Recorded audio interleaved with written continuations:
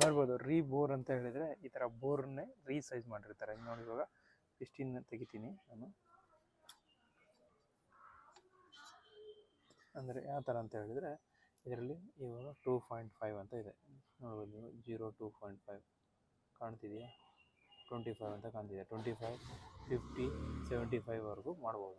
ಅಂದರೆ 75 ಅಂದರೆ high C C ಆಗುತ್ತೆ. 0.25 ಇದು ಅಷ್ಟೊಂದಿದೆ, ಓಕೆನಾ. ಇದು ಪಿಸ್ಟಿನ್ ರೀಬೋರ್ ಅಂದರೆ ಪಿಸ್ಟಿನ್ ಈ ಡಯಾಗ್ರಾಮ್ ಇರುತ್ತಲ್ಲ, ಈ ಡಯಾಗ್ರಾಮ್ನ ದೊಡ್ಡದು ಮಾಡಿಬಿಟ್ಟು ಆ ಸೈಜಿಗೆ ತಕ್ಕಂಥ ಪಿಸ್ಟಿನ್ನ ಕೊಡೋದು.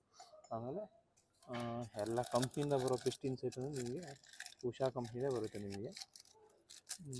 ಅದರಲ್ಲಿ ಲೇಬಲ್ ಇರುತ್ತೆ, ಹೀರೋ ಲೇಬಲ್ ಇರುತ್ತೆ, ಹೊಂಡಾ ಲೇಬಲ್ ಇರುತ್ತೆ, ಯಾವುದೋ ಒಂದು ಲೇಬಲ್ ಇರುತ್ತೆ.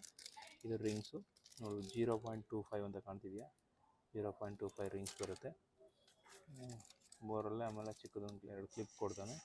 ಆಮೇಲೆ